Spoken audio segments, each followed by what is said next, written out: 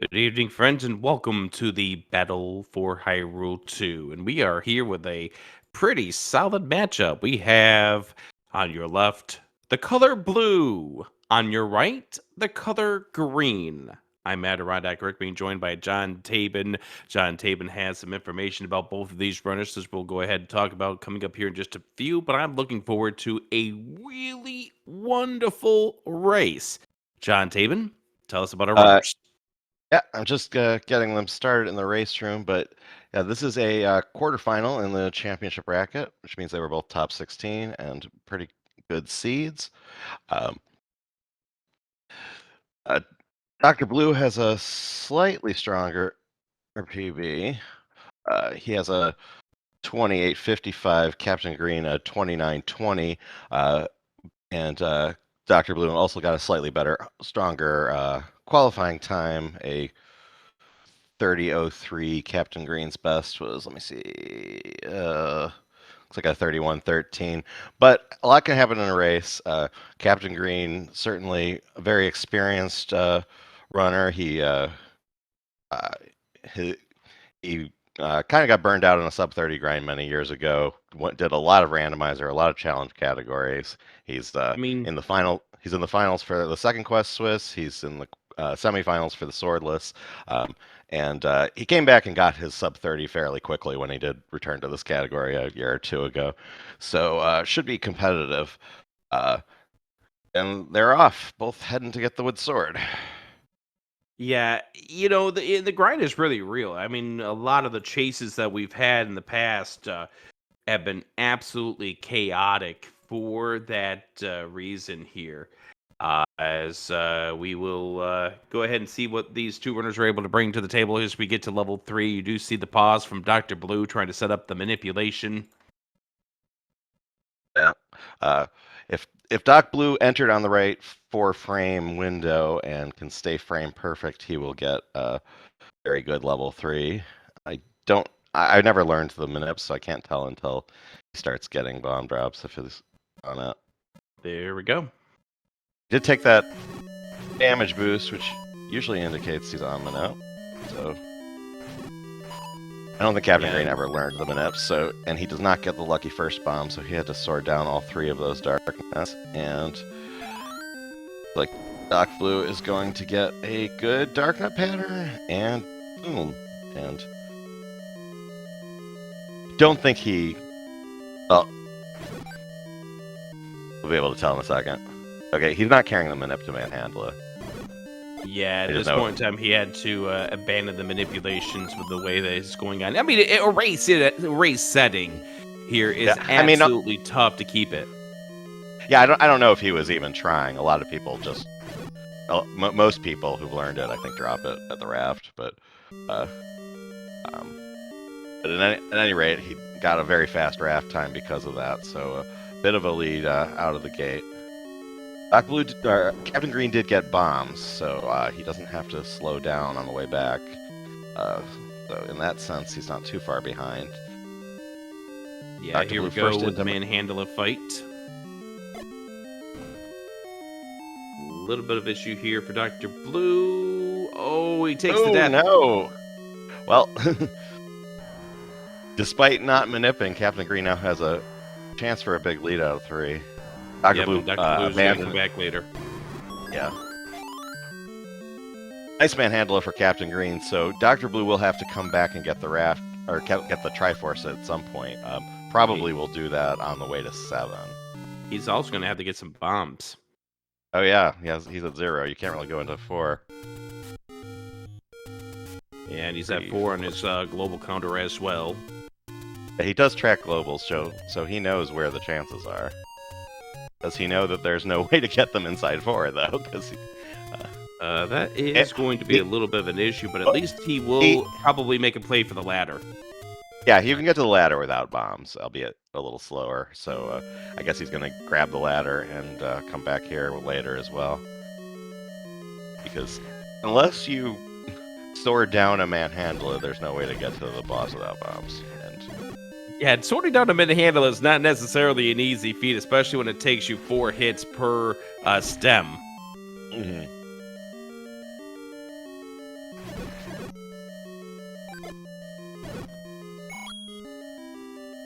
Nice Captain Green. fiber and a bomb drop right there for Captain Green. Yeah.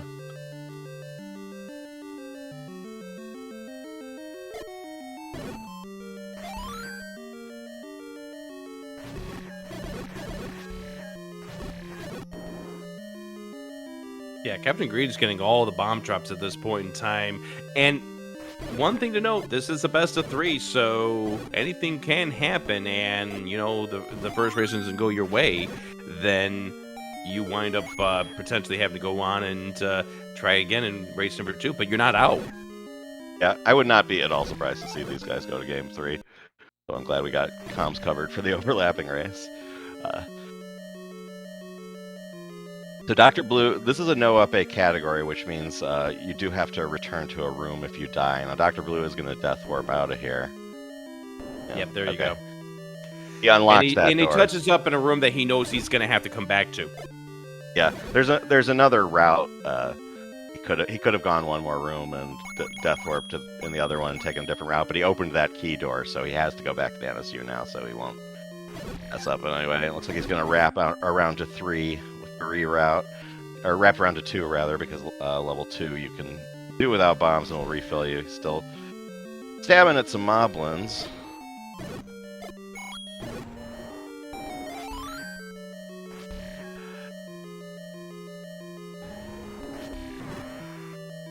There's some bombs right there for Dr. Blue.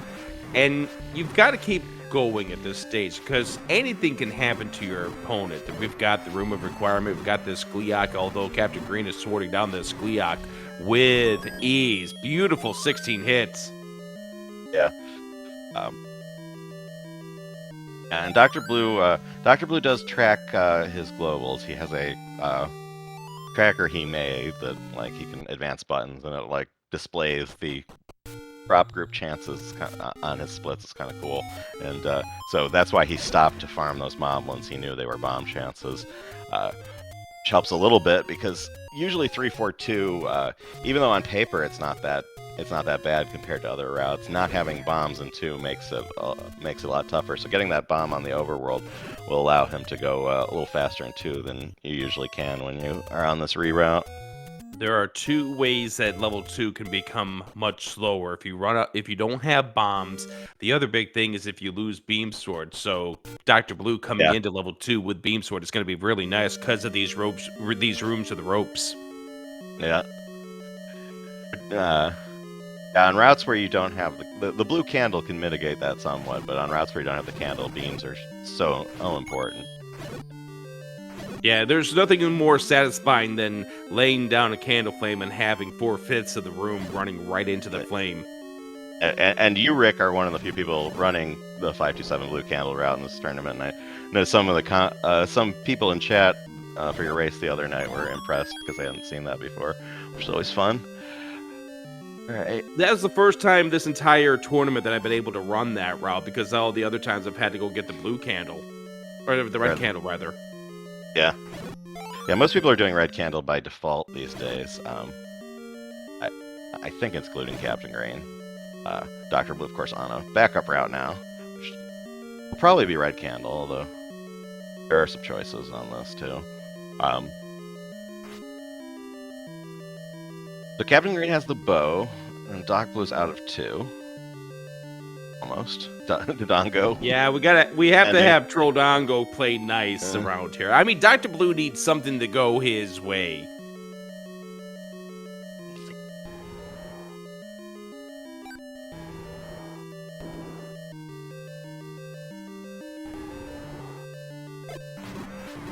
So, at this point, if you're Dr. Blue, do you do level 5 next? Yes. On these 3-4 routes, you do 5 now and then do 1. And of course, he'll have to go back and do 3 and 4 as well. But yeah, 2 and then 5 is definitely the route, and he'll be building a count and trying to set up a force on the way. He did remember to get Heart Rock, which is non-trivial on this route, because on the normal 257 red candle, after 2 you just run straight up to the Northeast 100. So it's very easy to go to this backup route and then miss the Heart Rock and then get to the magical sword with 11 hearts, but that didn't happen. He remembered it, so he's going to get the 100, and he will head into 5. There's no worse Meanwhile- feeling than getting prepared to get the magical sword after you get out of level 7 and then look and see, oh, I have 11, I'm in trouble. Captain Green skipping the Armos 30. He does have 22 rupees, so should pretty good odds of getting up to 40 plus however many arrows he wants. Inside 2, skipping the Armos saves about 7 seconds.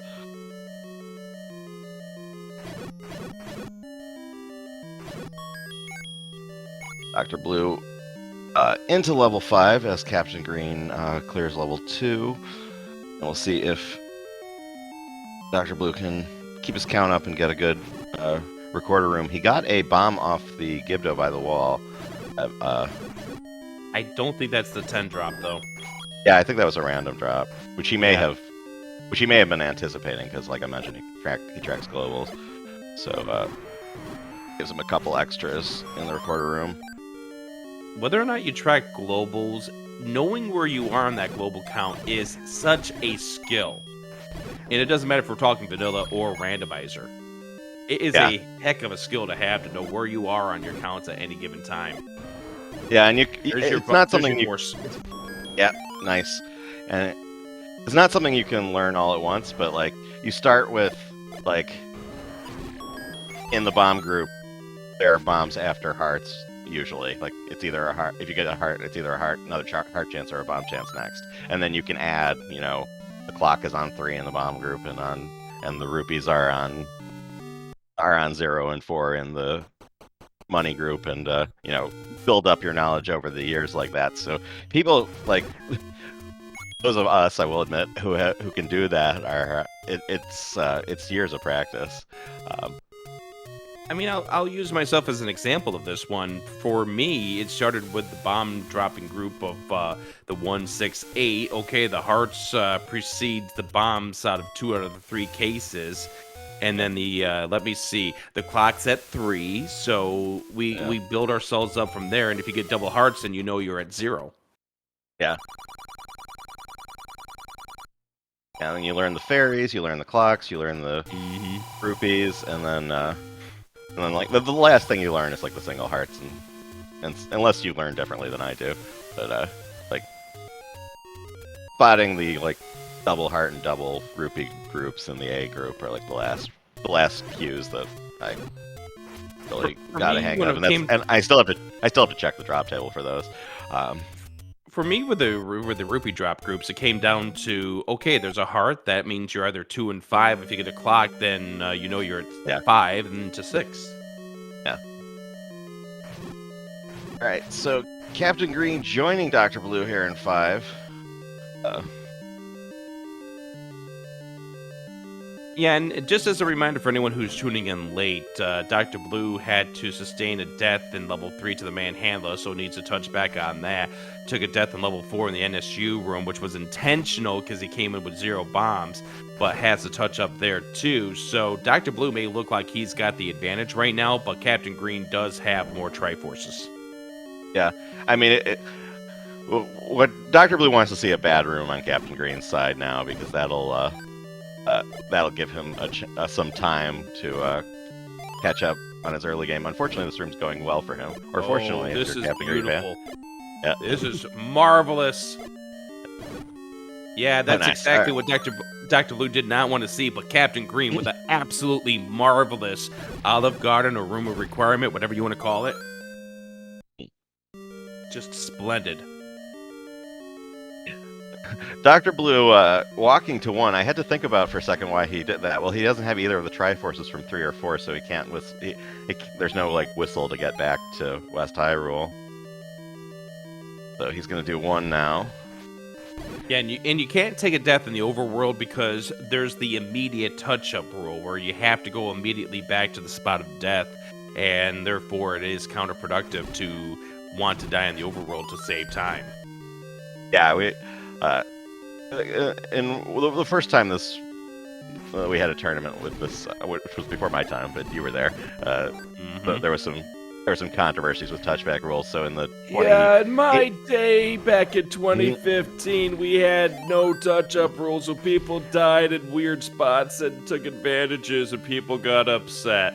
And that's all I'll do with the voice. But yeah, I mean, 2015 was kind of that, we don't know that that's going to wind up being manipulated, so they had to close the loopholes when they came back with this tournament back in 2018. Yeah, and those rules that JSR in the 2018 tournament team have come up with have served us very well every time we've done no obey categories since. So basically the rule is if someone dies on the overworld, they have to touch back immediately, but if they die in a dungeon, they just have to touch back at some point before the end of the run. That's not the only thing you guys took from JSR's team. Oh yeah, a lot of stuff. This is... the one thing I'm going to point out is this sparkling layouts that we have that are developed by only level 1. Yeah, last few tournaments we've always gone back to Olo to update these and for whatever we're doing, and he's always really helpful and they always look great.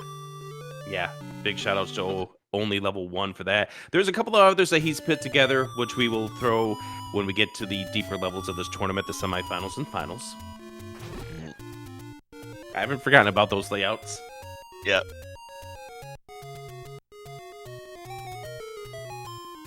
Anyways, the Captain Green getting ready to do some shopping. Dr. Blue now has to go do his touch-ups, which includes level 3 and level 4.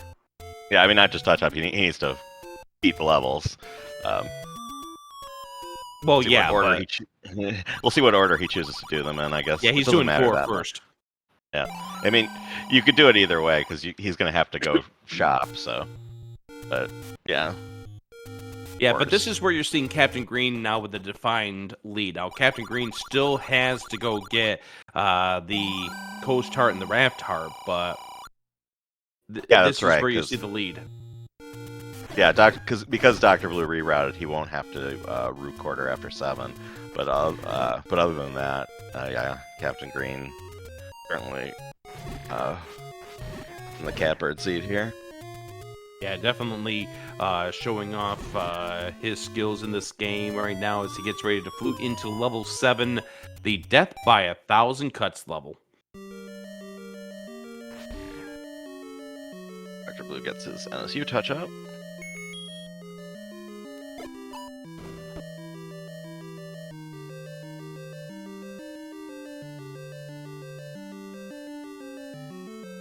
Why didn't Blue get the heart or potion by the bush? It was on the way. Well, a couple reasons. For one thing, he doesn't have a candle, so he couldn't get that if he wanted. But for another, it's not on the route. Usually they, if they do get a potion there, they usually get it before 9. But no, he doesn't have a candle yet. So. Yeah, usually that's the defined spot in the run where they will leave that there for fluting to 1, heading south and grabbing that on the way to level 9. This is a little bit of an insurance policy, maybe to preserve the lead if they do have the lead. We are taken down for Dr. Blue as Captain Green about ready to get this red candle. And you notice there's certain spots where Captain Green chooses to pause, and that is more to read the room first, and therefore try to keep himself from getting hit by boomerangs. Yeah, level 7 is has a lot more dodging than combat. Like you'd be amazed how much time you can lose in each of these rooms where you're not where you don't even have any required killing. But if you get bopped around, those seconds add up fast. So pausing to not get hit ends up often being faster.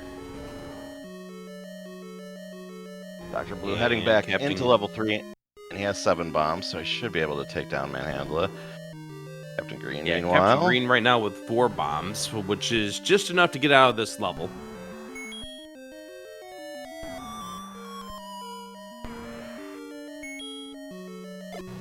So at this point, Captain Green is going to want to be hoping for some bomb chances in the chapel.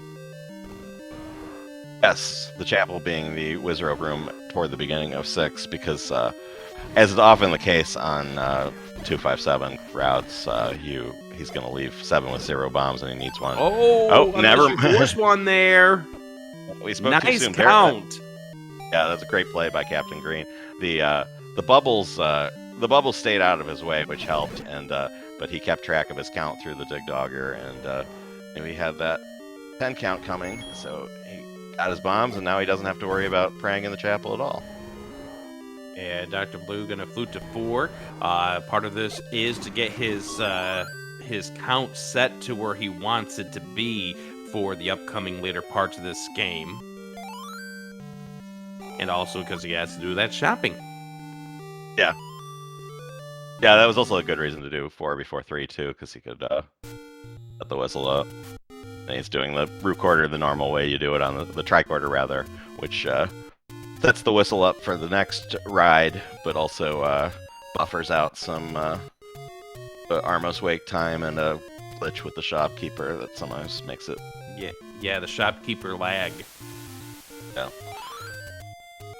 So you see Captain Green rapping now, and he is going to do the recorder, which combines the raft and recorder to wrong warp to northwest of the level he whistles to, which will be 7 in this case, so he will land in the graveyard.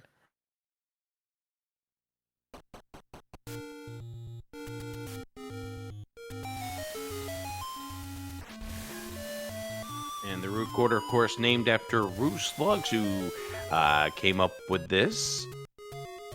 Yep.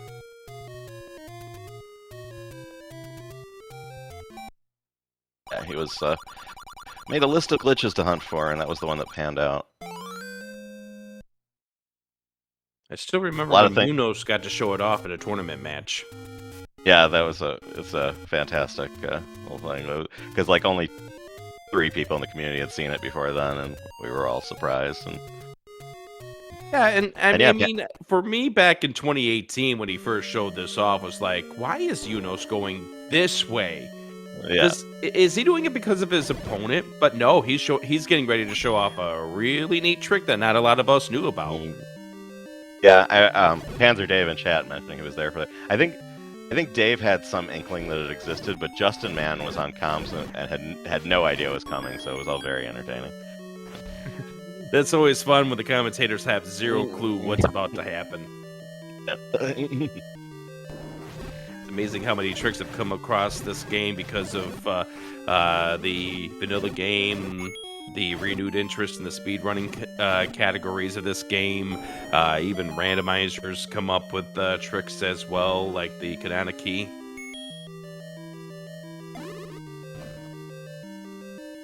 So Dr. Blue getting the red candle. It's Captain Green. He lost beam, so it's not like a perfect 6, but pretty good so far. And got a chance to get it back.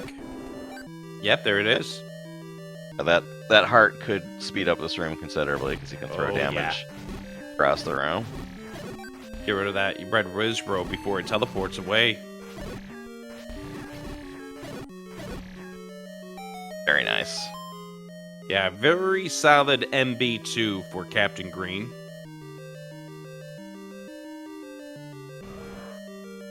And nice luck right there for Dr. Blue, Brodongo. Yeah, super rare with the red candle spawns. It used to happen more often when more people were running blue candle, but you have to get them turning in kind of a lucky way for that to happen, and he did. And since he did, he uses a bomb on the Wall Masters to speed up that room without spending a menu. As Captain Green finishes up with level 6, still has to go to level 8. So a dungeon behind is Dr. Blue in game 1 of this best of 3. Yeah.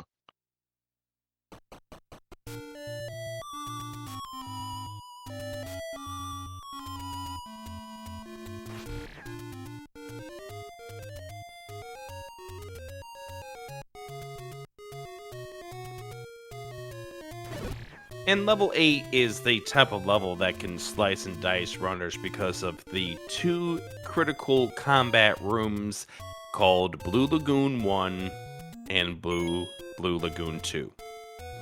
Yes, named because they can lag. Game 2 will be immediately after this. Yeah, named because they can lag. Also, because of the refill system, we're mostly trying to avoid damage in this run, but if there's any place we trade damage for speed. It's in the dark, not combat, so it can get pretty dangerous. Captain Green, unfortunately, getting a little unfortunate with the manhandleless fireball spawns, therefore lost beams before coming into here. Already take a couple of bops from the Dark Nuts, but thankfully the health drop group is helping. Yeah. Sometimes they drop so little you doubt that they're in the health group, but in that case they were pretty kind. Couldn't keep the beams out of this room here because he took a hit by the Gibdo guarding that door. Very solid start to Blue Lagoon 2.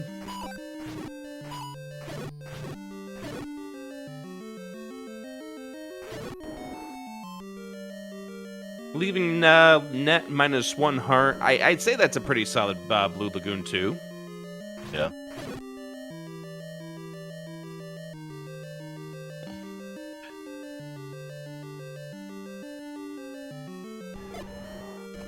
Doc Blue, meanwhile, having a decent MBR Magical Breakfast Room 1. He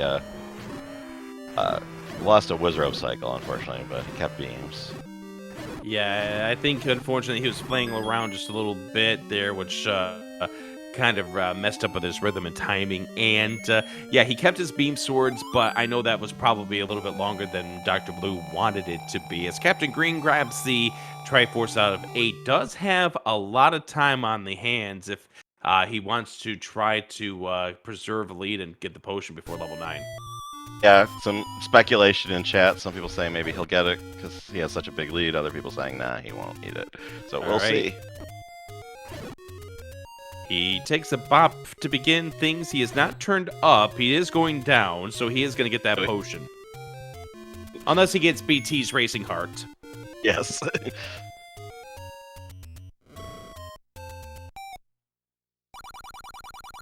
But he's turned left, so therefore he's not getting it. Yeah, holding left to ensure it. But yeah, if you are watching the restream, man, this is one of the nice things about a vanilla speedrun, is that you are able to watch the restream. You're able to see where your opponent is, at least where they were 40 seconds ago, and realize that you do have yourself a decent advantage at this point. Getting the potion helps to preserve that advantage and puts you further in control of this race. Yeah, so some people like to go cone of silence and not pay attention to the other runner, but I'm sure Captain Green is watching, because if he was just guessing, he would have stopped for the potion. But he knows he has a lead, so he's gonna preserve this.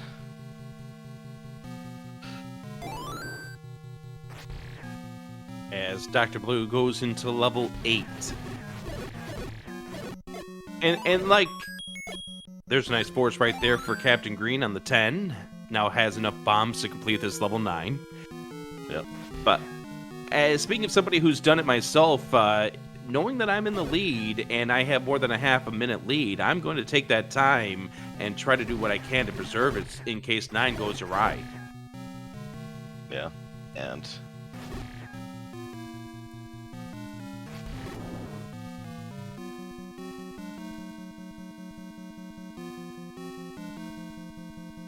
Thankfully, does not get the 2-letter beam from that great Wizrobe. But Patra 1 giving Captain Green a little what do you do by going left.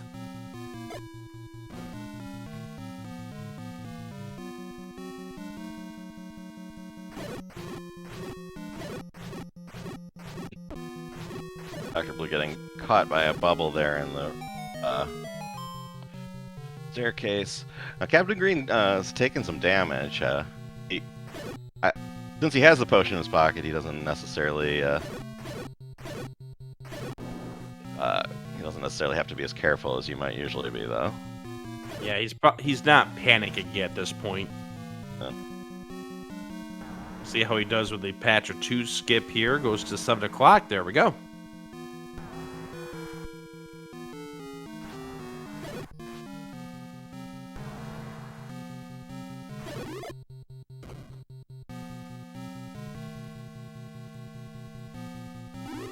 And also great wisdom right there by Captain Green to stop right before he wound up hugging that red Wizrobe beam, because that does 4 hearts damage.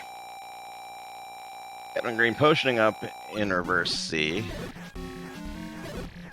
He had 3 hearts, and orange Wizard Beams do 4 hearts of damage, so understandable. Yeah, and we're getting to that point right now where Captain Green, if he were to die, would be getting into some sort of trouble.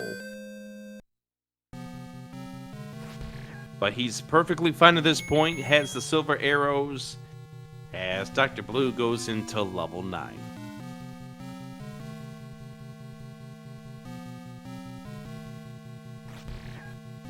Captain Green less than 2 minutes away from taking down this first race if he has a clean end game. Nice force there by Dr. Blue.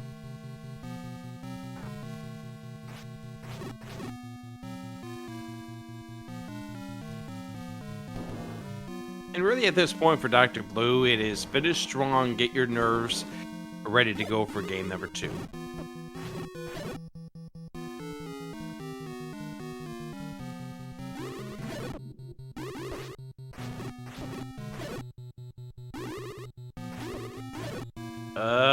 Oh.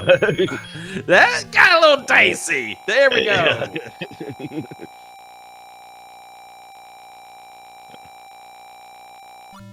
Yes. Sometimes having that potion makes you less careful in ways that aren't ideal, but no worries.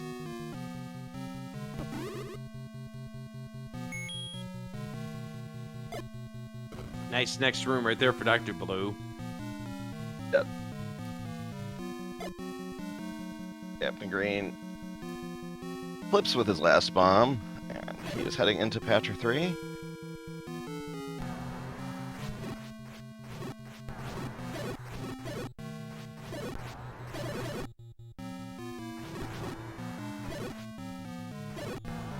Nice 7 o'clock clip right there for Dr. Blue as well, as we get ready to face off against Ganon.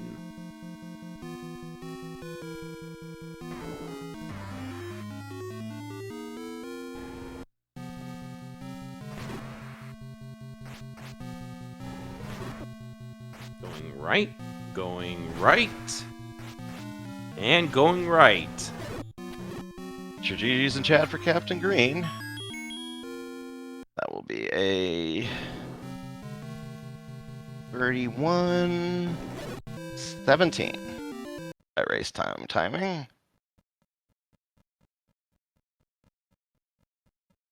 And we'll try to fix the Dr. Blue audio here.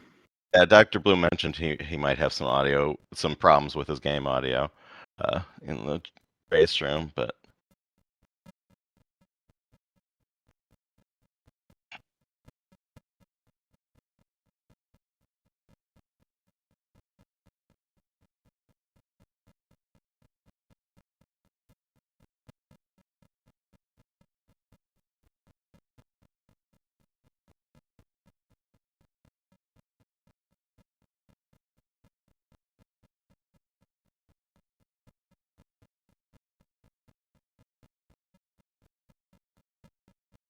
Nice strong finish here for Dr. Blue, though. yeah, he was way behind, and he's not going to finish that far behind. He did close the gap considerably.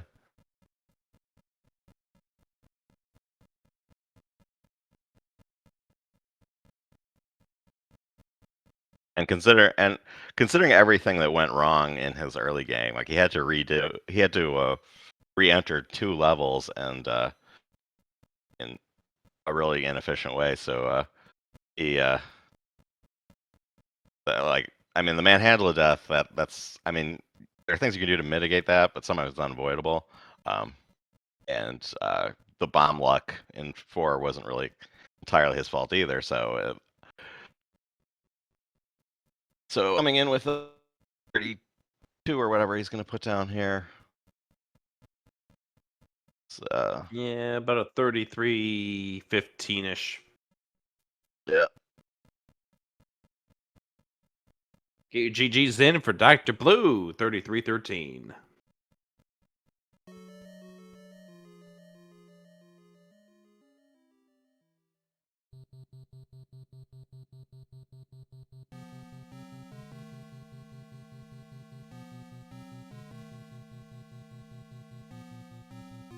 Said that according to his comments in chat, does say that the manip that he got through the raft was the first time he got it in a race. So that's actually pretty shabby. Yeah, it's pretty. Yeah,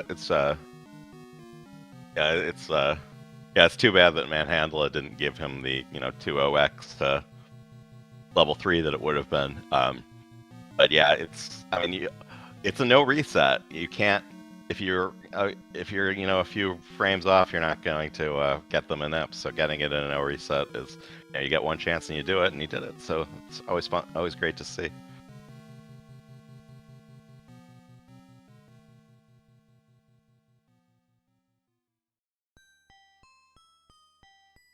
So gonna take a minute or two for IO break and so forth, and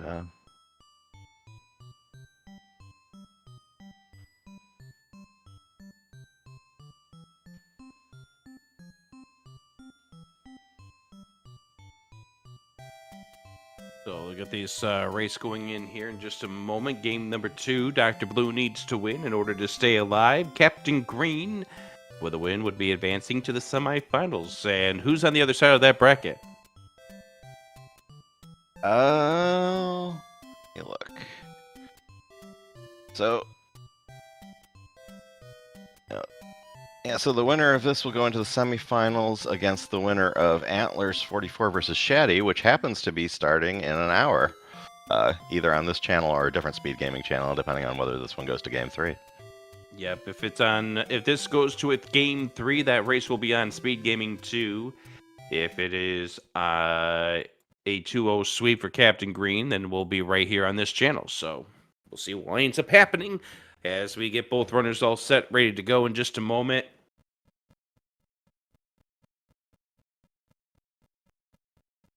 And you've got to think the first 3 minutes of this run is going to be the most nerve-wracking for Dr. Blue. And the first 3 minutes of this run are the most nerve-wracking for everyone, at least if you're going 3 first. Yeah, but especially considering the even fact 2 what first, like happened in the Game screen scrolls are kind of but yeah, we saw in Game 1 how cruel level 3 can be. So let's hope we'll see what winds up they're a little happening here for nicer this time. run. Looking forward to this one, John. Yeah, I knew these 2 would be close. So we'll see if Dr. Blue can make a comeback in Game 2, and should be seeing them start in about 15 seconds. All right, here we go. They are off.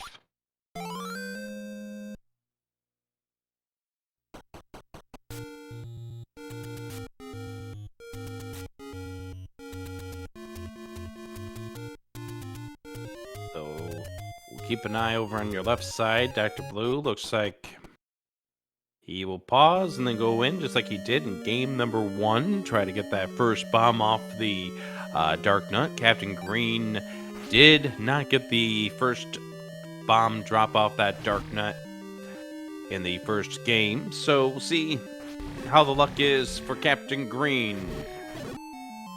Does not get it. That luck again. And it does look like Dr. Blue's on him now. So so this will be the second time in a race he's gotten them out. We'll see if he keeps it to the raft. Yeah.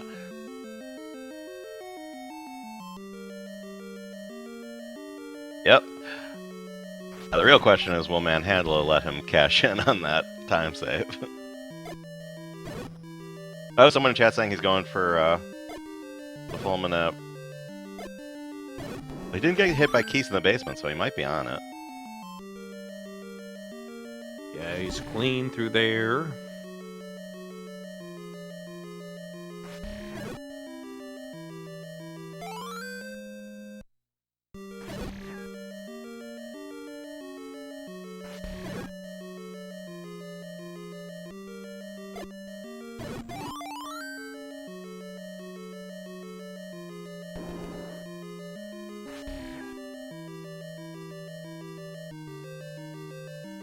Yeah, people in chat who know the Nip say he lost it on the way back. All right, here we go, Hard to man. walk Handle frame up. perfect for the whole Played thing. nice. Oh, boy. Okay, he gets it. He does not get a bomb drop, but he does at least leave here with 2 bombs. Yeah.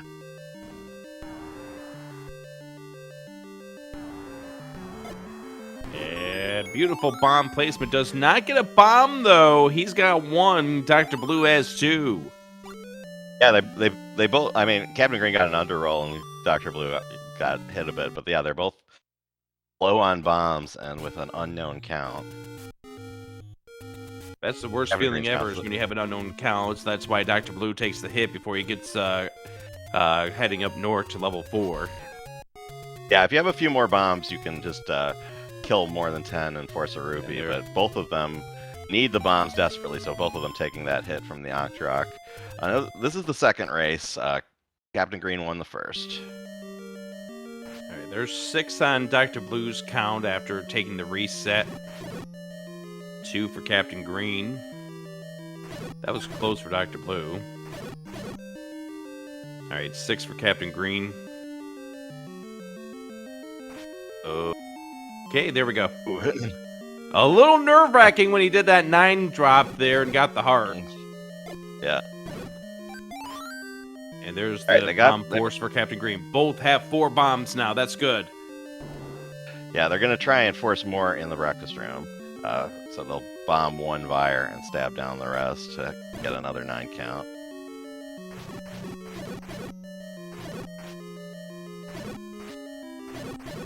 Gonna take Captain Green just a moment extra. I wonder if Dr. Blue... He may have intentionally bombed those last 2 Zulls for the heart if he was thinking about that. I'm not sure. If so, very good play. Because he has beams now and Captain Green does not, which is an advantage. Which slowed him down. It slowed him down. Yep.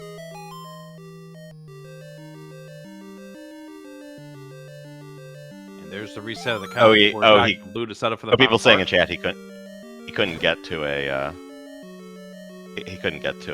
one of the little the gels because of how it lined up, but it worked out for him. All right. Yeah, just so Dr. Blue when you see somebody drop a bomb, you always think that, oh goodness, they know where they are in the count, and then all of a sudden it's not, and then you're like, uh-oh. Yeah.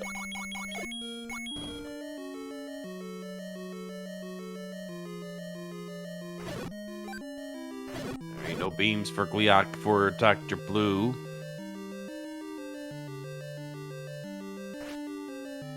And getting him around. Nice U-shaped patterns here. Oh, Captain Green taking a bop. He did not get a bomb. Dr. Blue down to a half heart, but let's get through the Gliok. No. Captain Green gonna have to do Gliok without beams. Also, probably gonna have to reroute because of the bomb issue.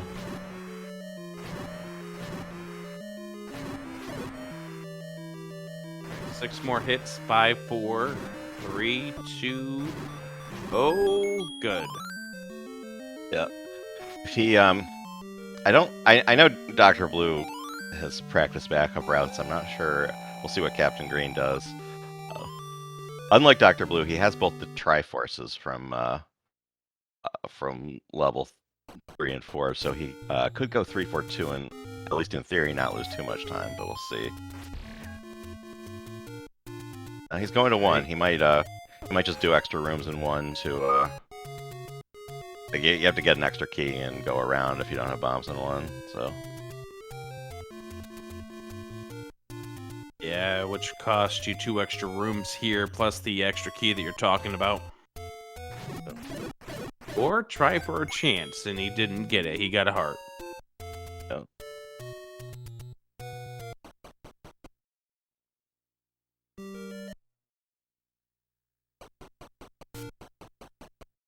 And the one main thing for Captain Green is you do already have the 1-0 series lead. So, you're not as panicked as you would be if you were Dr. Blue and this was happening to you. Captain Green going right to grab that extra key so he can go around and take the long way. I'll still need to get this key.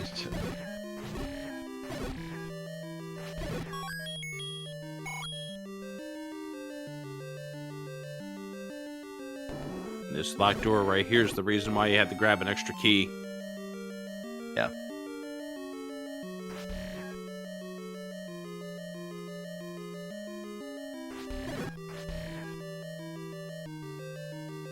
Yeah, that's a little slower than going the 342 route, but if you haven't practiced the backup route, it's not bad at all. It's Yeah, one of the biggest things is when the normal route goes awry, how good is your improvisational skills? Yeah. And we've seen that plenty of times in this tournament already.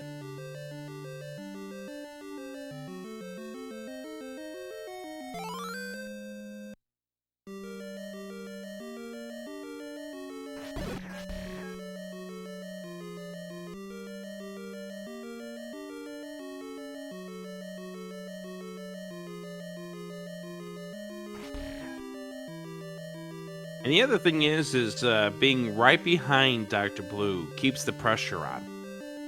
Yeah, Dr. Blue is not in super comfortable position. Anyway, he obviously has a lead, but Captain Green, I mean, that little rerouting one basically fixed the routing problem, and but yeah, very nice desert for Dr. Blue.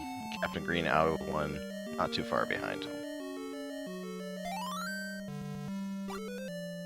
Up to level 2 we go for Dr. Blue. Gets the heart back from the Octorok who took it from him, which allows him to have the beams. And as we mentioned in game number 1, having beams is just so important for this level 2 when you're trying to put up a top time.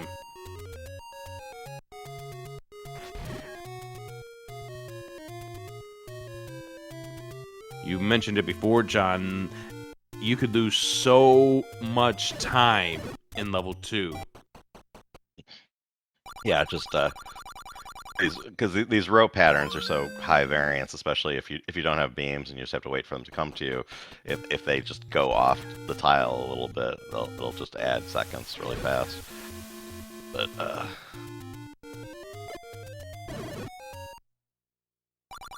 Dr. Blue gonna grab that fairy to get his beams back for this last rope room.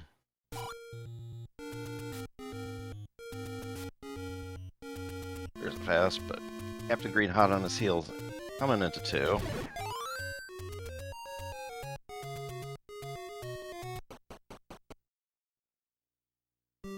With only one bomb remaining, did not want to spend it here on the remainder of the Guerrilla, so therefore had to stomach a few seconds there.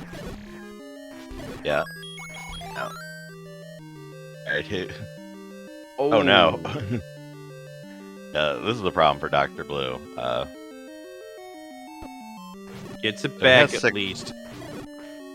He has 6 bombs, but he'd really rather have 8 heading into level 5. That's sort of the point of a 257 route, is to refill your bombs here on the way to the recorder room.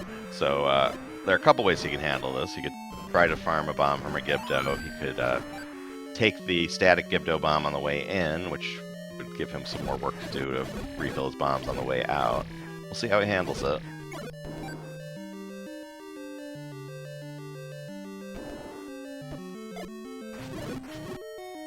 Yeah, and Captain Green's going to have the same issue here, down to no bombs.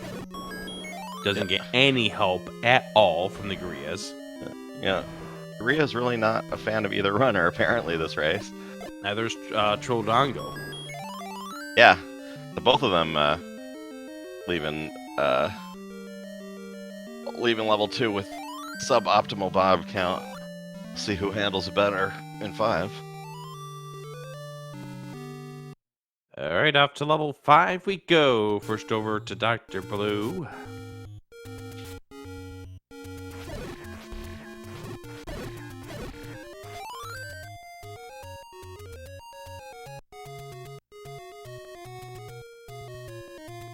Now, if Doc Blue has his global track, which he usually does, Uh, he will probably upset.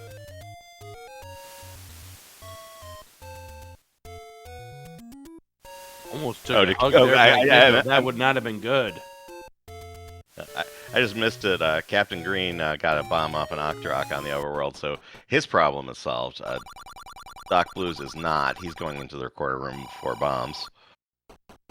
So hopefully his consecutive is high enough to get the force, because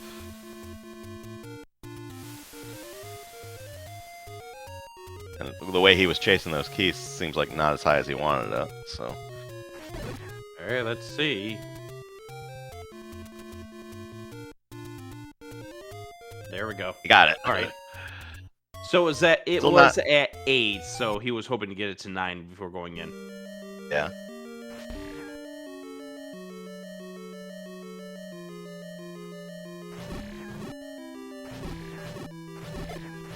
All right. All in Given all, the situation, not a bad... yeah, I mean, considering he came in with 4 bombs in the 8 count, it's not going to go that much better. Yeah, and he still has the Gibdo bombs to take on his way out. Put him at 5. Still needs to get some bombs before he gets deep into 7, but yeah, not in a bad spot. See how the stream goes for Captain Green.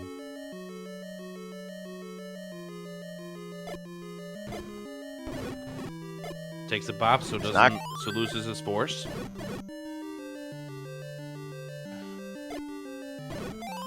Oh, nice! Yeah, he didn't get the force, but other than that, a great room for him. So he's not going to fall too any further behind for sure, and may have made up a little bit of time there. Yeah, we're just going to go ahead and farm the bombs off the Dodongo. At least this one played nice with Dr. Blue, so therefore he's able to get his count up to 8. Yeah, and Captain Green, because he only has 1 bomb plus the 4 he's going to get from the static Gibdo, he will probably have to smoke 2 Dodongos unless he gets a drop from the Gibdos in the burn unit. So that'll slow him down a little bit, but still very close.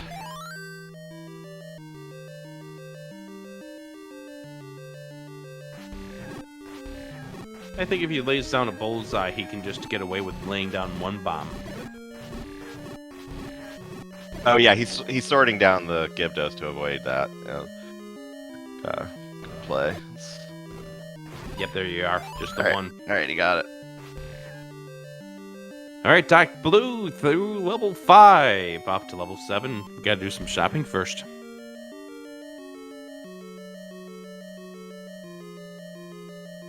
All right, 1454 out for Dr. Blue.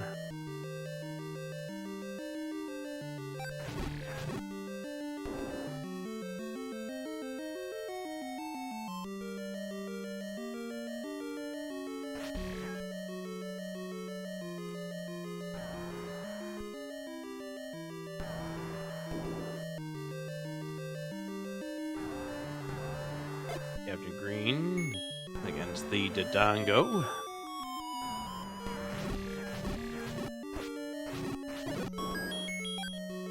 Swords that down, grabs the heart to save the refill.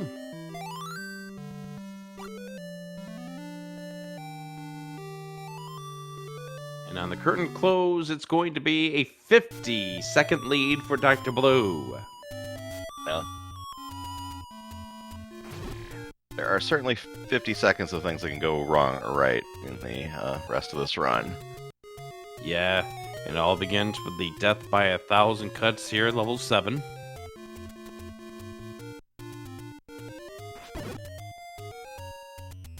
You gotta remember, Captain Green did not have the easiest level 9s in game number 1.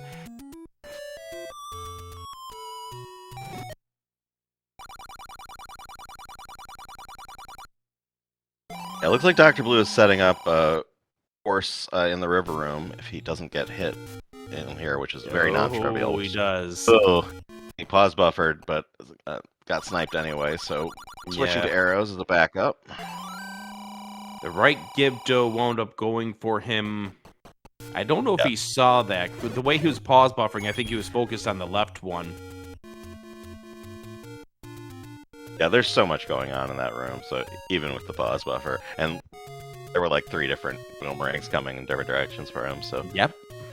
yeah.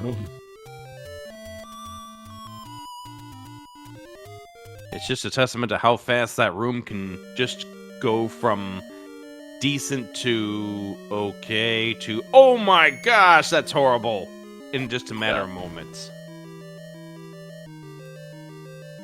Captain Green also not gonna get a River Force. I'm not even sure he was trying, but he got hit there, so definitely not. So he's going to arrows too.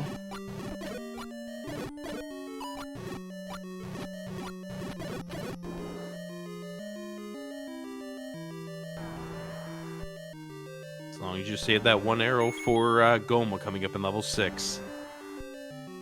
When asking chat, does getting hit by a sun count as a hit? I assume you mean the bubbles, and the answer is yes. It doesn't damage you; it just takes your sword for a few seconds. But yeah, it does count as a hit for the bomb count. So does getting picked up by the whirlwind, oddly enough.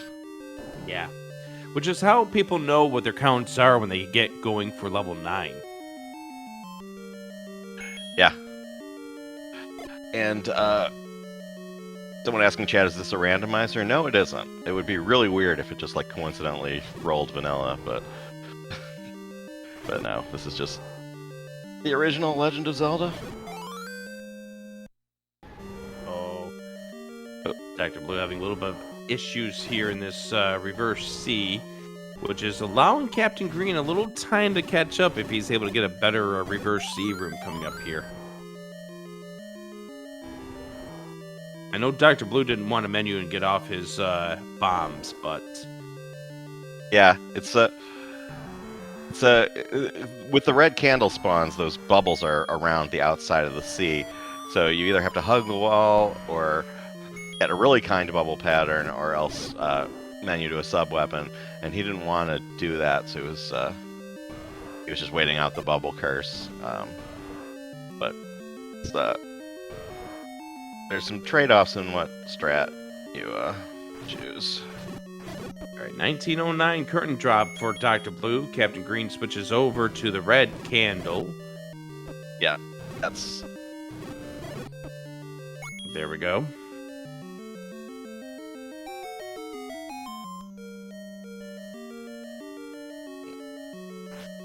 Both runners are going to need some chapel help. Yeah, unless Captain Green gets a bomb from these Gibdos right here, or Rias rather right here. He did not, so yeah, they're gonna need some... Dr. Blue gets it. Yeah, Dr. Blue farming on the coast, so he's not completely dependent on the kindness of Wizrobes. And Captain Green has lost a little bit of time.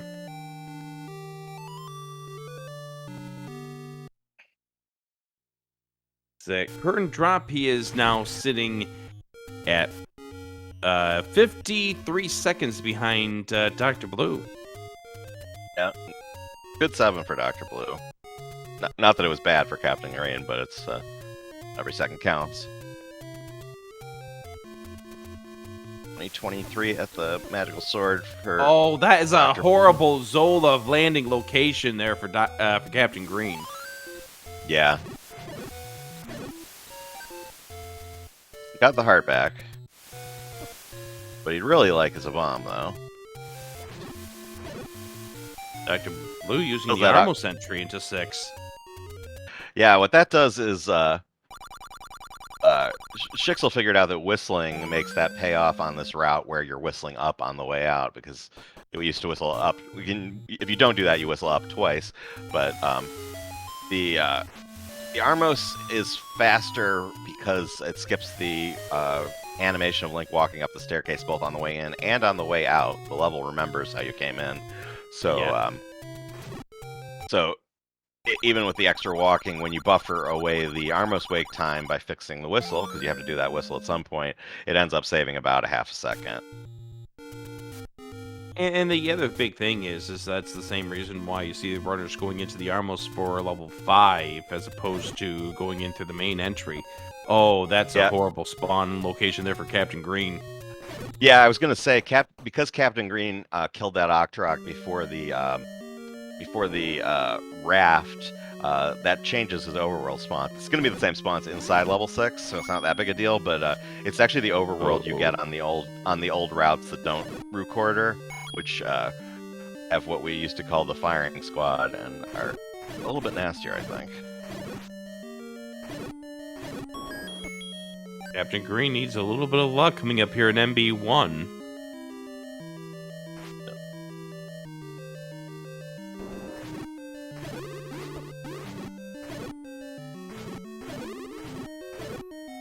Oh yeah, Captain Green's still at 0 bombs. If he doesn't get a drop on one of these orange wizards in the grid room, he has to visit the Gleeok of Shame, which is not only a 3-headed Gleeok to kill, it's also an extra key he has to go get afterwards. So we're visiting the Gleeok of Shame.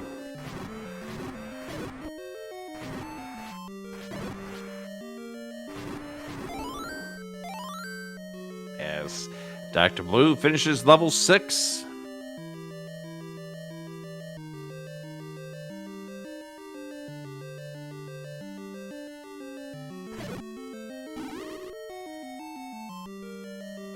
And still no bombs for Captain Green. Yeah. Does have some more bomb droppers coming up, but at some point before level 8, he does need a bomb to continue. Yeah. So hopefully the game hooks him up somewhere. Well, he's got a chance with the red Rizrobe coming up. Yeah, the 2 hearts in a row. Got skunked. Yeah, that was definitely a bomb chance, that first Wizrobe kill, and the game just said no. And all you can say at this point as a runner is, really? Yeah. There's really nothing much else you could say. Manhandle drops a bomb for Dr. Blue. He was at 7 going in. Yep. Still no bombs.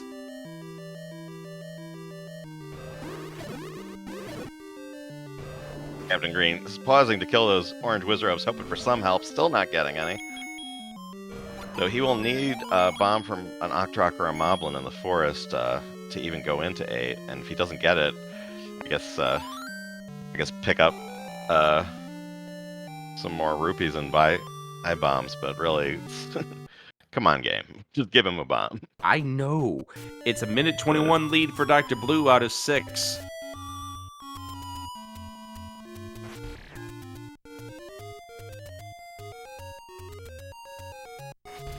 All right. Come on. Game, give Captain Green a dime. Yeah. These blue moblins can... There we go. Yeah.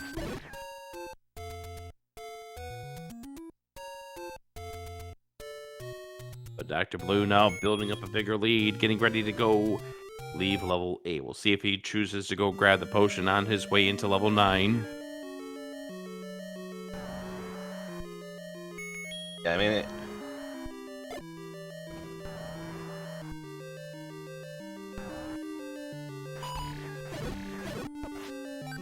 menu to bombs, not to candles. He's so menuing to bombs, yeah.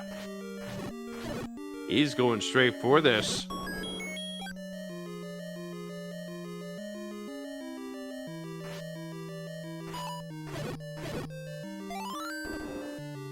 And now Captain Green gets the bomb drops.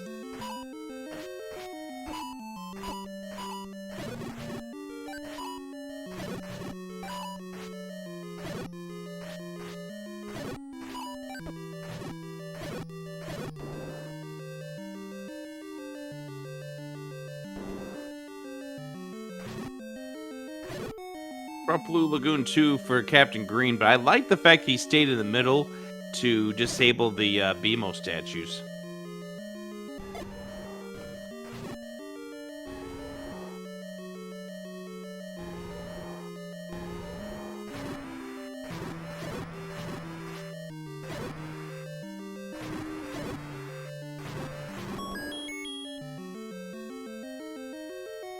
Alrighty, Captain Green grabbing the Triforce out of level 8. Now eligible to go into level 9. Here we go. Yeah. Captain Green needs something to go really wrong for Dr. Blue to end this. So Most likely we get a game 3, but we'll see. And if game 3 is required, we'll have it right here in just a few moments. Beautiful P1 for Dr. Blue.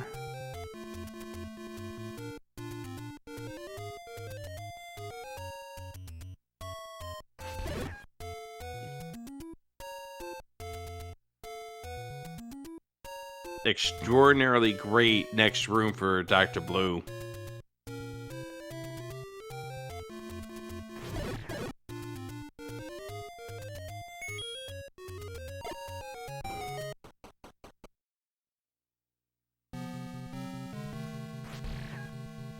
As Captain Green goes into level 9. There's the 7 o'clock skip for Dr. Blue. Good job.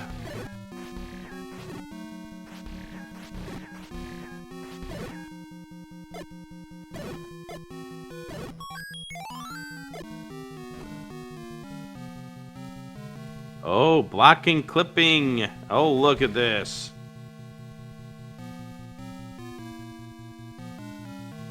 Dr. Blue can feel this right now. Yeah.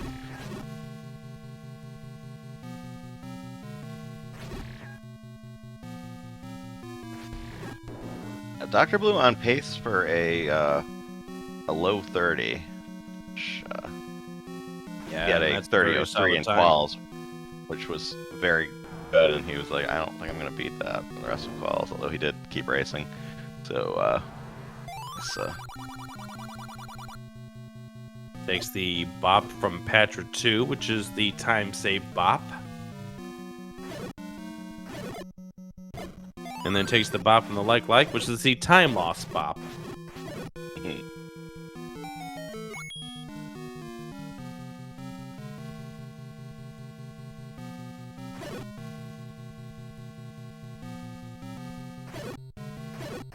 Oh, wow. Look at that there from Dr. Blue. And Dr. Blue's feeling this at this point. This is a tremendous back half of the game for Dr. Blue, and he knows it. Yeah.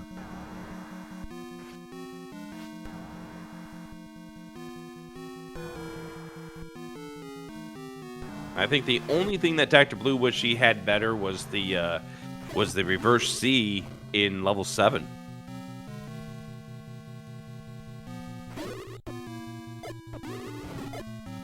Yeah, and he also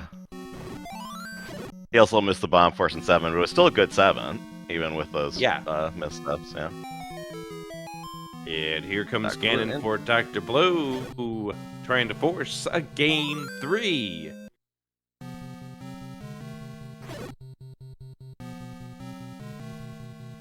And there's the stun lock, and there it is. All right, we've got ourselves a game 3 coming up here, John Tapen. Yes, and Dr. Blue coming in with a 30.05 on the race time, GG timer, which is very nice. A really solid time to have in a race setting. Yeah.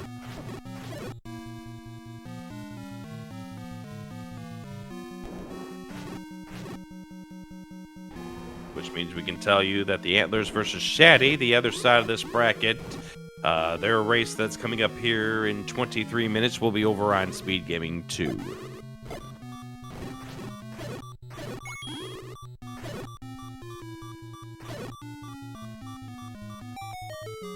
Now, Captain Green has to, if he gets a bad Wizrobe spawn, this room becomes extremely hard.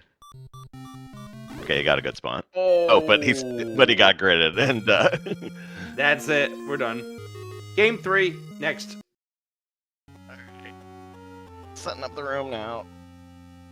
Alright, we'll be back here in just a few moments for this Game 3, friends. Stick around.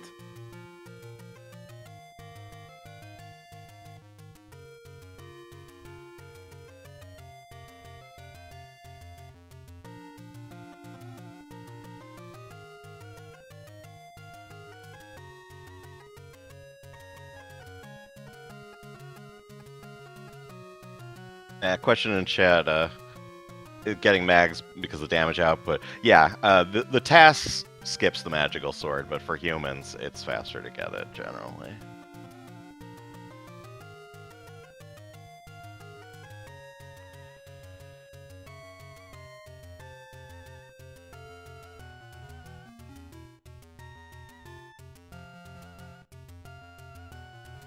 Yeah, your last 3 levels that you play in this game are 6, 8, and 9, with Wiz Robes, Dark Nuts, and more Wiz Robes. Oh my.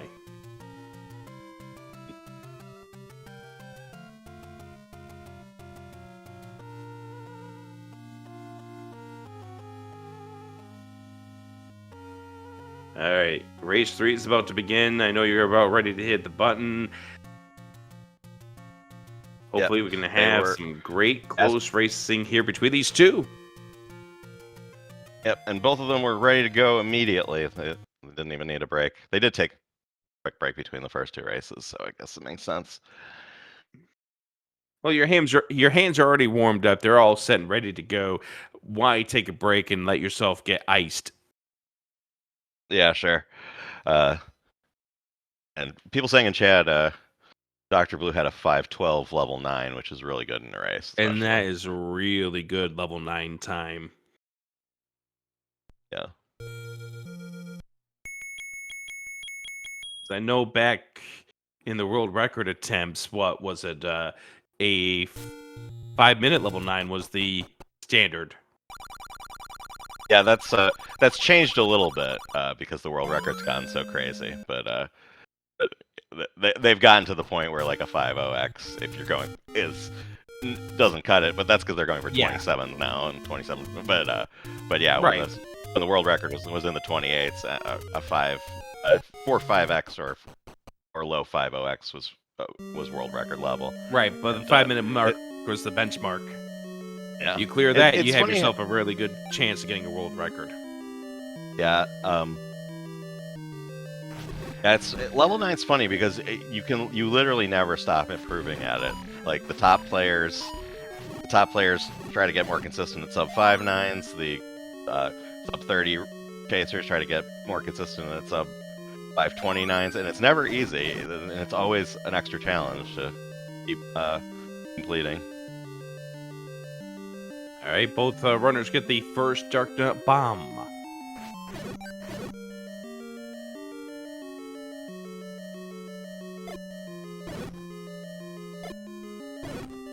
I think Dr. Blue is definitely off any sort of manipulation at this point.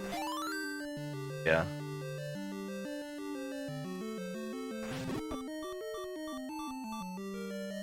Captain and Green I don't think Captain Green really wanted that. No. But Captain Green first the raft this time. Doc Blue missed his manip and is doing more human speed raft. Captain Green has all the bombs he needs. The beeping is a little scary. A manhandle firewall can take him out, but hopefully that won't happen. Yeah, I'd love to see a race. That's not how good Dark Knight either. I'd love to see a race here that comes down to just sheer execution. I mean, there's always a little bit of luck in this run, but past manhandle, it starts to get more and more up to the runner. Oh, got him. Oh. He tried curving in, but we got it, and we're full bombs. Both runners out of 3. Yeah, for the first race in this series, both runners get the bomb force and leave level 3 with 8 bombs, and they are tied at the Triforce grab, basically. Just mere seconds behind as we head to level 4. This is what I want in Game 3. I want this to come down to the wire. I want the ability to execute the back 10 minutes of this run to be the ones that determine who's going to win this race. Yeah.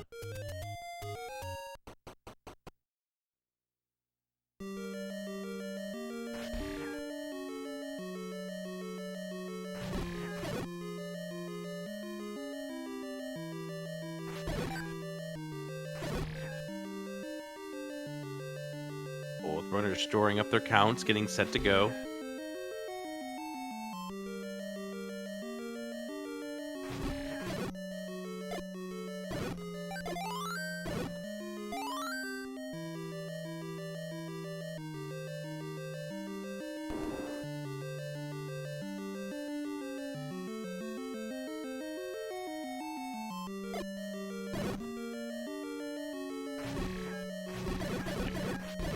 Blue getting a forced 5-er.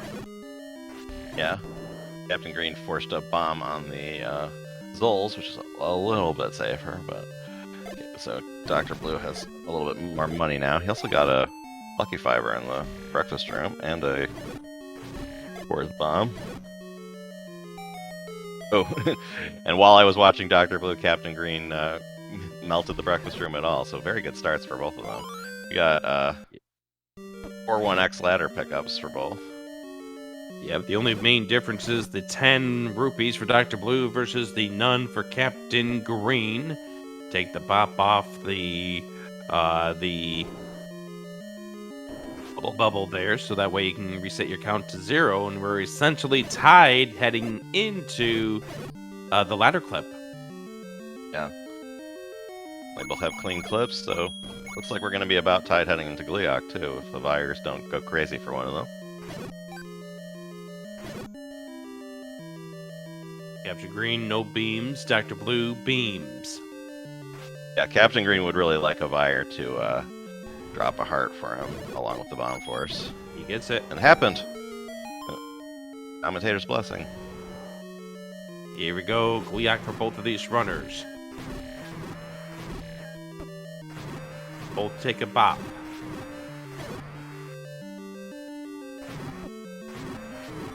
Second bop there for both runners. Down to 1 heart for Captain Green. Gotta be careful. That's a little gnarly. Oh. Captain Green Gets pause it. buffering Oh. as he gets cornered. He makes it through. That was a little scary where that last fireball spawned. Yeah, he had the fireball and the red head all Whoops. around him. He managed to pause buffer his way out of it. Dr. Blue accidentally went back into level 4. Yep. Making up for Captain Green's scary Gliok. They're both on the same screen again. A little better on the screen scrolling there for Dr. Blue, so maybe that's manipulation.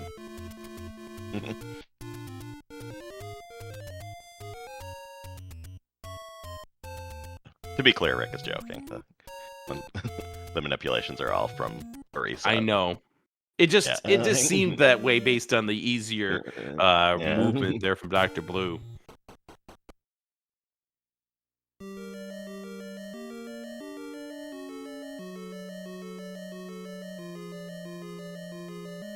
Oh, bombs. 2 bombs there in the wrong spot for Dr. Blue. Yeah.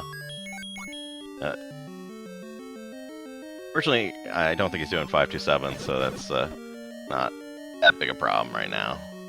Right, it's just more of the extra time it takes per room at this point. Yeah.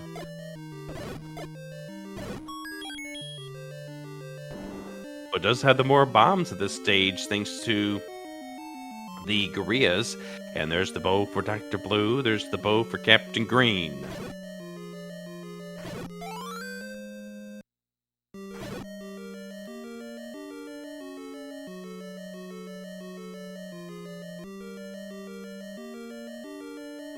As you mentioned, the winner of this pairing will face off against Antlers and Shaddy. Their race about to begin 12 minutes from now. That will be over on SpeedGaming 2. Yep.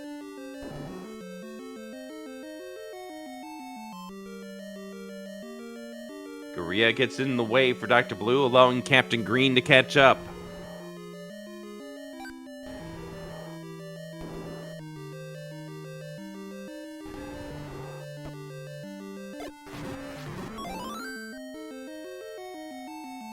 Beautiful shreds for both of these runners, nearly synchronous. Triforce pickups out of level 1.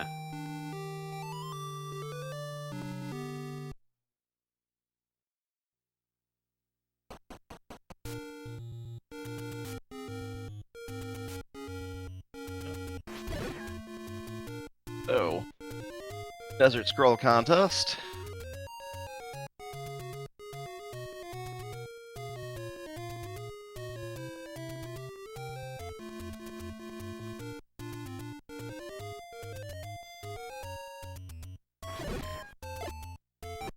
It's just amazing how cleaner these screen scrolls are for these kind of runners. Like, compared to some of my screen scrolls for the desert, they do it like twice, maybe 2.5 times as fast.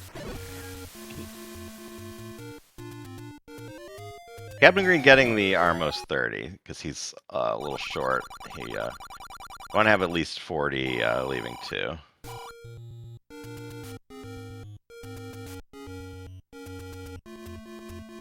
Also, Captain Green does not have beams. Gets it here, though. He does now. Yeah. So, Doc Blue going a little out of its way to collect the money because he needs to get up to 40 plus. Captain Green already there, so be able to leave stuff on the floor if it's out of the way, as you see him doing.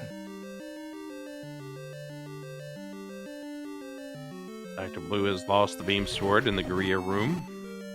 He's gonna get it back right here, but it did slow down that room a little bit. Captain Green lost the beams as well, trying to get the bombs.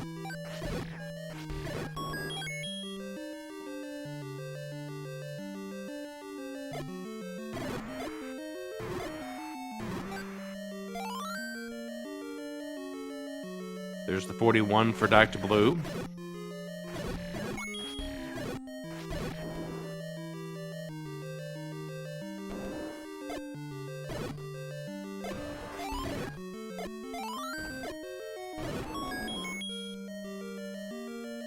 Dr. Blue done with the Dodongo, gets the Triforce. As Captain Green gets out of here as well, just a few seconds back.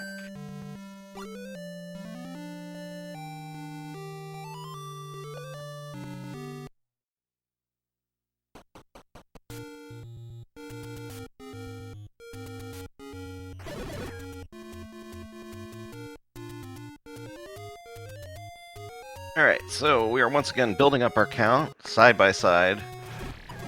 Hoping to get to that recorder as fast as we can.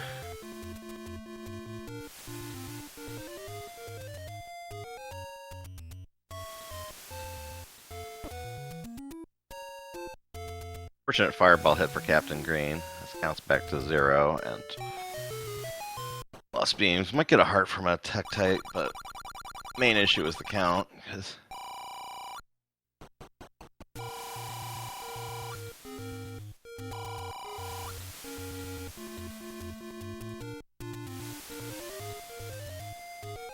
That takes us just so much fun. yeah, they're kind of the like Tektites and fast Octoroks are some of the worst enemies to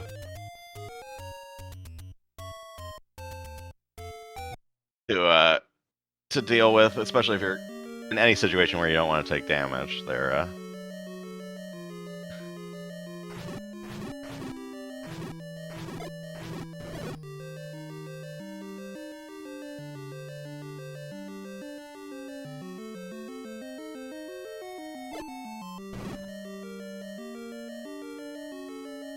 Dr. Blue working up the count, using the beam swords to the advantage as Captain Green does the black clip.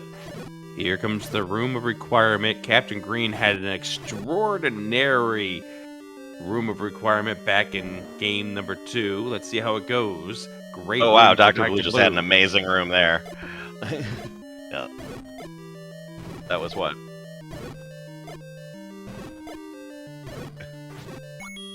Yeah, he Still a solid room, but not as fast as it was in game number 2 for Captain Green. Yeah, Doc Blue built up a little bit more of a lead in that room because he really destroyed it.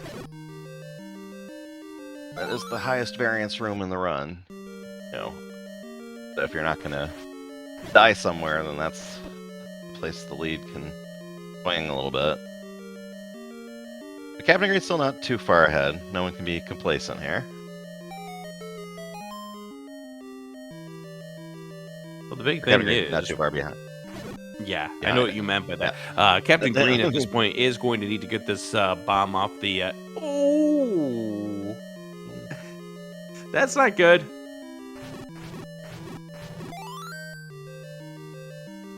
Taking that bomb off the dark wasn't really good. scary health situation for Captain Green. The Gibdos do 2 hearts of damage, as do Pole's voice. As does Dig Dogger.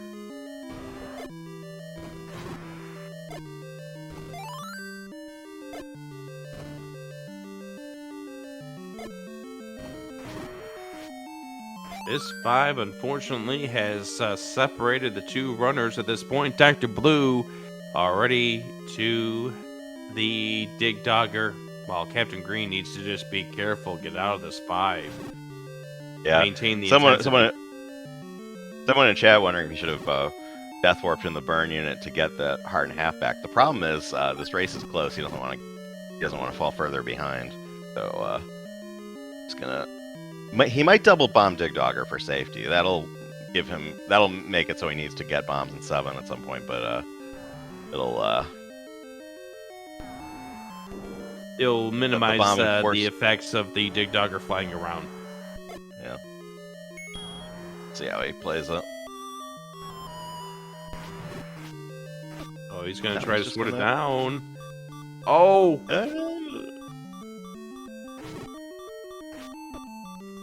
Uh-oh. Oh! I think he lost a swing in the iframes because I was counting swings and I thought that was going to kill him on the last one. I assume he did too, the way he didn't dodge when he swung. So, and the unfortunate thing for Captain Green is he's going to have to redo this room. Yeah.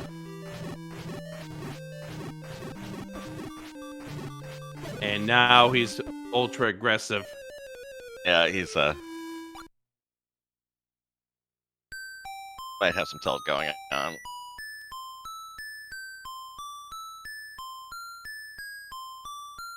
And he has thrown in the towel. Yeah, Captain Green forfeited. Doc Blue does need to play this out. If Dr. Blue somehow forfeits, he will have to we'll have to redo the game.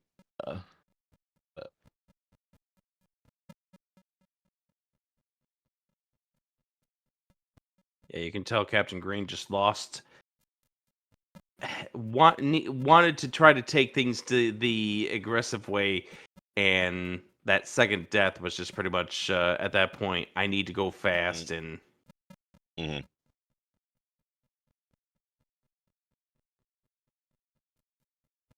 So yeah, Dr. Blue just needs to get through the remaining portion of this race, and he will be declared the winner.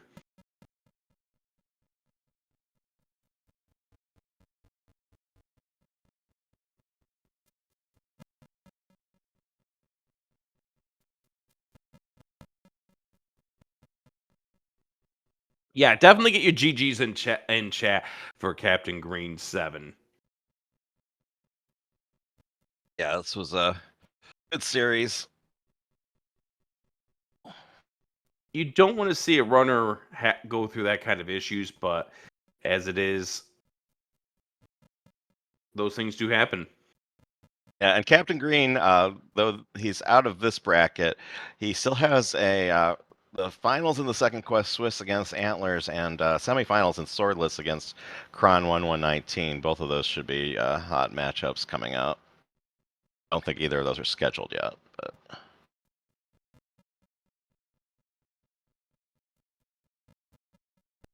A solid tournament filled with some great runners getting back into this game.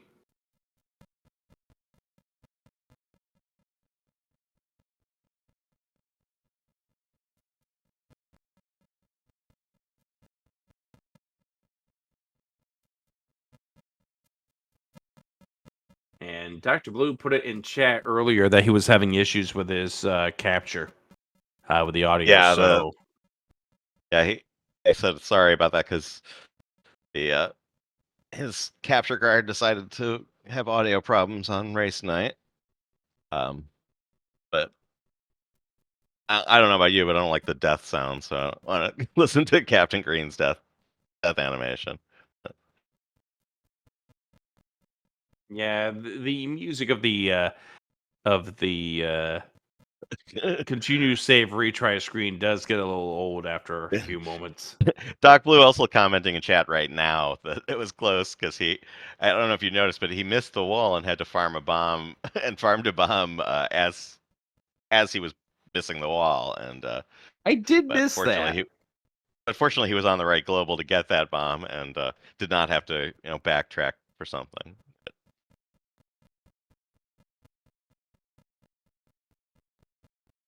Doc Blue gonna world wrap again and recorder. And has 2 bombs for level 6. Mhm.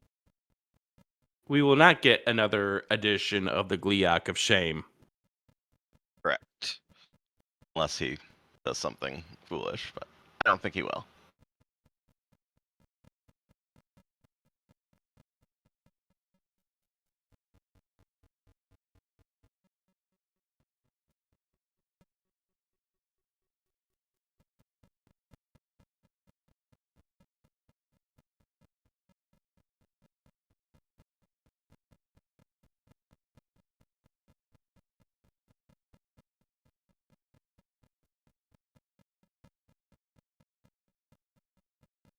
All right, here we go. Magical sword pickup.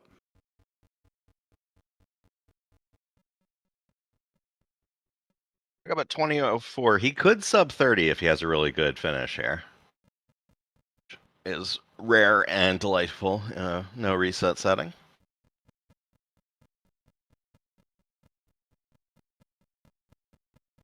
How many sub 30s have we seen in this tournament so far?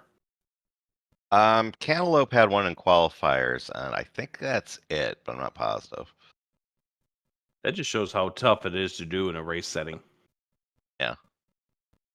I mean, I think I'm pretty sure fewer than 10 people have done it ever. Not that we go years in between races sometimes, but you look back at the leaderboards, there aren't that many of them.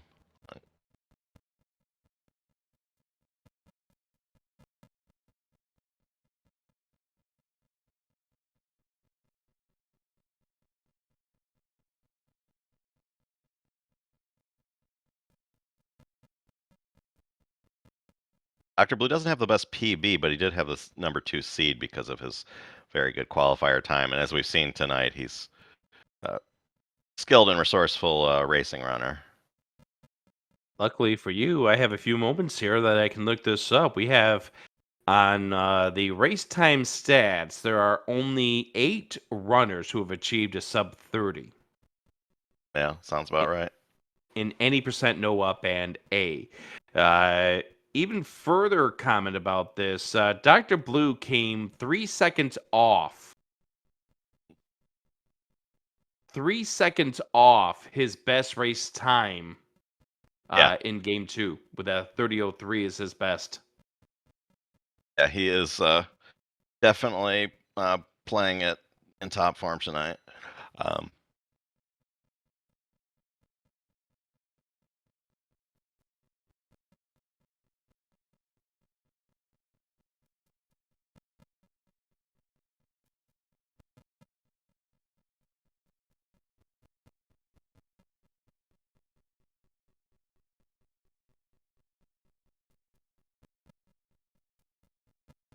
And the fastest ever time put up in a race is Green Mario's 28:30. Yeah. 28s in races are even rare. I know Green Mario has done it. Lack Attack has done it. I might be forgetting someone, but not too many people, if anyone. Yeah, ever since moving over to race time as opposed to SRL, I should probably look that up as Dr. Blue's out of 6, heading to 8. The SRL leaderboards. I want to say there were 4 or 5 sub 30s on those, but some of them are the same people, of course. Lack Attack with a 28:55. Unos 29:20. Breasticle 29:29. Darkwing Duck with a 29:31. And Cantaloupe with a 29:42 back in the race time that GG times. Or not that, the SRL times. Yeah. Someone asking, does Random Effect have a sub 30 on race time GG? No, but he did get a sub 30 in the very last speedruns live race. So we did, I think. It's like because that was like a long term goal of his to get a sub 30 in a race, and I remember his tweet was something like, "Finally did it!" Like on a platform we mostly abandoned, but Yeah, Random like Effects best time on race time at GG is 30:23. yeah,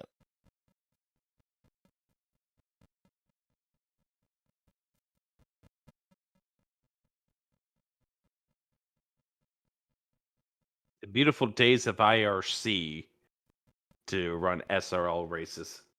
yeah.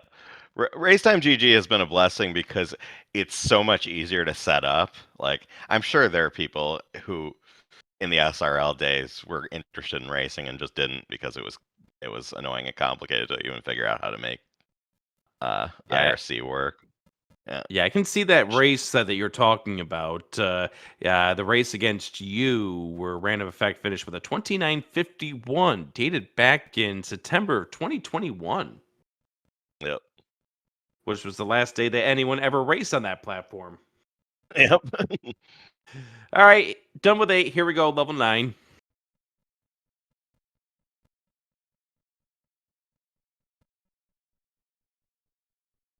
And by the way, yeah, Yeah. Antlers versus Shaddy beginning right now as we speak over on Speed Gaming 2.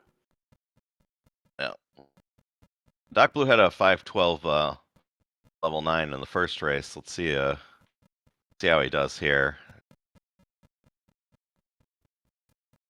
Still sub 30 on the table. Yeah, it's a bit of a reach at this point. He'd need a really good 9, but better than the last one.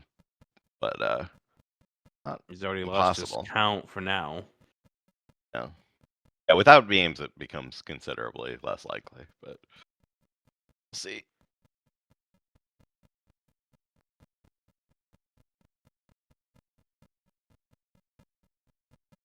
And again, unfortunately, no game audio. So if you want the game audio, dun dun dun dun.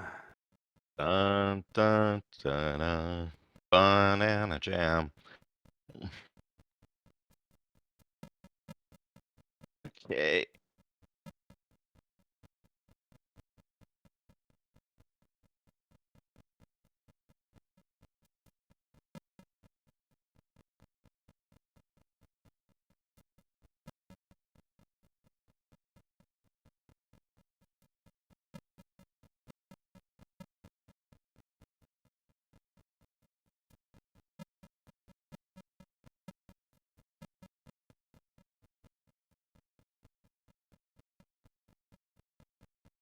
Yeah, commenting about the if Dave was playing, would be hearing the opening theme instead, but that attaches only to randomizer.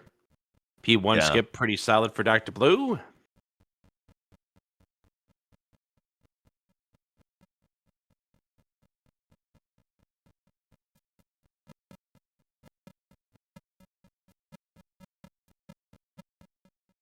Pretty solid next room. Yeah. Very solid.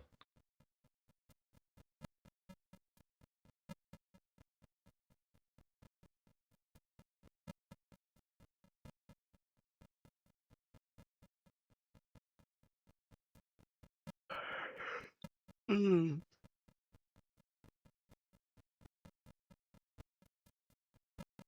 E2 skip solid.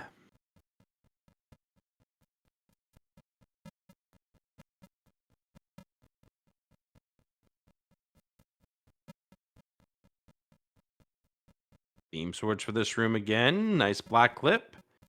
Yeah.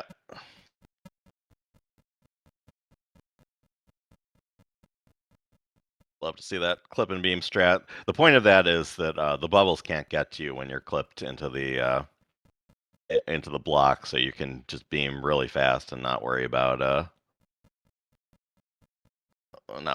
getting your sword taken away. Yeah, so the sub 30 dream is pretty much extinct at this point, but it's still going to be a very solid time here for Dr. Blue. Yeah, it'll be close. The thing is, he has no bombs for combat, so a bad Wizrobe spawn or like less than perfect Ganon will prevent it. But nonetheless, he's moving pretty fast. Could definitely be another 30-0x. Oh, yeah.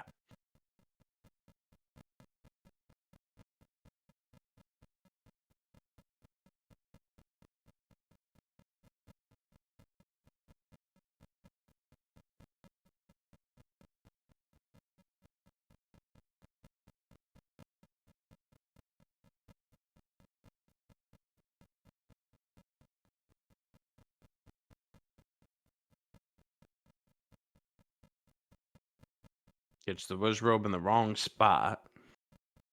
Yeah, it takes that trap boost to get iframes through that bad pattern.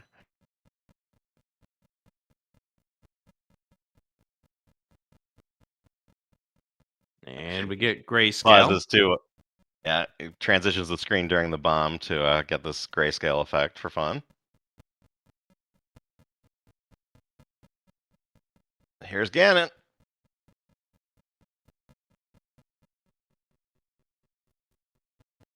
All right, so hit number 1, hit number 2 gets him into the corner, and that's put it all.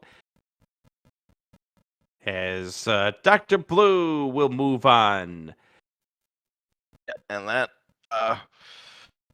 and get your GGs in chat for Dr. Blue. He takes down game 3 with a 30-07, so that's 2 30-0x's for Dr. Blue tonight.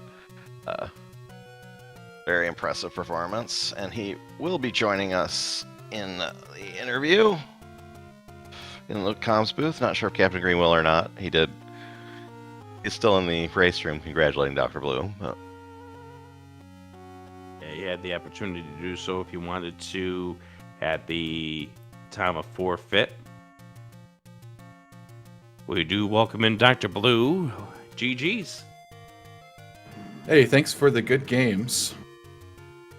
Yeah, those were some really fun races to watch, and you got 2 30-0x's, and the run that wasn't a 30-0x had a lot that went wrong. Still a pretty respectable time. And Captain Green also joining us. GG to you. It was a really great series. Sorry about the finishing game 3, but some good stuff earlier on. GG, Dr. Blue. Sorry, I know that's a really lame thing to do, the forfeit, while it's still going on, but I just could not face the prospect of trying to run that down, a dead run again.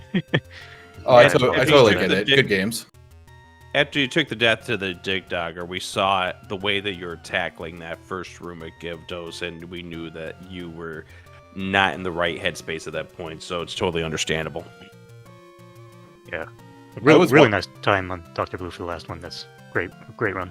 Oh, thank you. I was watching the third race, which, by the way, was why I re-entered level 4 by accident. Okay. Because I don't know how people watch their own streams and play. So you were holding up on the Triforce grab still. That explains it. Because you don't usually grid yourself back into level 4 because you're not turning right or left. But if you're still holding up, yeah, that makes sense.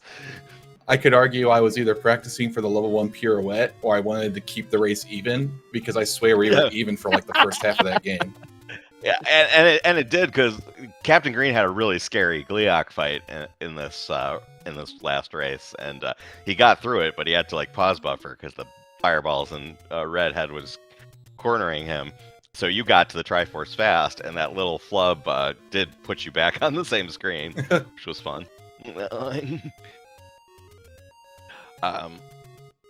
So Antlers versus Shaddy going on SpeedGaming 2 right now. Dr. Blue, you'll face the winner of that. Any thoughts? I just have to play out of my mind at this point. Can't make mistakes. I can't go back into level 4. I can't be doing stuff like that, definitely. So I'm pretty happy with my performance tonight. Even in that first game where I just died to Manhandla with no bombs, I was like, okay, well, I guess I'm going on the worst possible backup route of getting the ladder, then going the 2, and then just basically being behind the whole time. I did see, Captain Green, that you grabbed the potion, and I'm like, well, that's just smart, because I was like a dungeon and a half behind in that first race. So I was like, okay, yeah, he's pretty much got this on a lock. But I still, I still kept trying in that first one. Second race went a lot better than the first, obviously. And the third race was probably the most entertaining for our viewers for the first half, given how close they were. And there were no, like, super big mistakes on either side.